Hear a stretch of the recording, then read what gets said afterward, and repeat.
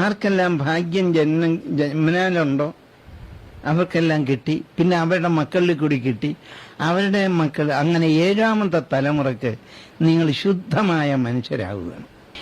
ഇത് നിങ്ങൾക്ക് മനസ്സിലാകാതെ എവിടെയെങ്കിലും കഷ്ടപ്പെട്ട് 4-5 അങ്ങനെയൊക്കെ കണ്ട് ഇങ്ങനെയൊക്കെ കണ്ട് അങ്ങനെ പറഞ്ഞ് ഇങ്ങനെ പറഞ്ഞ് ഇതൊക്കെ വലിയ കാര്യമായിട്ട് പോക്കി പറഞ്ഞെന്ന് നിങ്ങൾക്ക് എന്തറിയാം? നിങ്ങളുടെ ജീവനെ വരെ പണയം വെച്ച് സാധിക്കേണ്ട ഒരു വിഷയമാണിത്. ഈ കാര്യത്തിൽ നിങ്ങൾ സമയം മെനക്കെടുത്തിയെന്നോ പണം ചെലവാക്കിയെന്നോ പറയുന്നതിൽ ഒരു അർത്ഥവുമില്ല, ഒരു ശൂന്യതയാണ്. അതൊന്നും അല്ല ഞാൻ പറയുന്നത്. നേരം വേണം.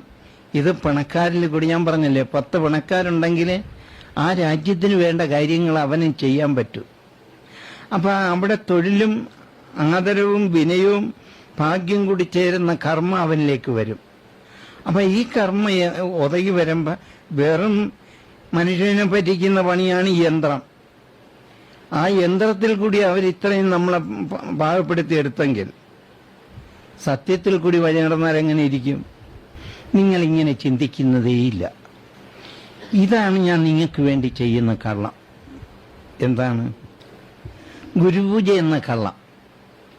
ഗുരുപൂജ ചെയ്ത മറ്റുള്ളവർക്ക് അത് ഗുരുപൂജ ചെയ്യാതെ ബദരീനാരായണം വരെ പോയി എല്ലാ കർമ്മങ്ങളും ചെയ്ത് സകലതും വന്നിരിക്കുന്ന ഈ നിങ്ങൾ ഇപ്പം കാശി, രാമേശ്വരം, വൃന്ദാവനം, അയോധ്യ ഇങ്ങനെ തെണ്ടി ഋഷികേശം വരെ തെണ്ടിയിട്ട് പിന്നെ ബദരീനാരായണം വരെ പോയി തിരിച്ചു വന്നിട്ട് നിങ്ങൾക്ക് എന്തും പിണ്ണാക്കാണ് കിട്ടിയത്?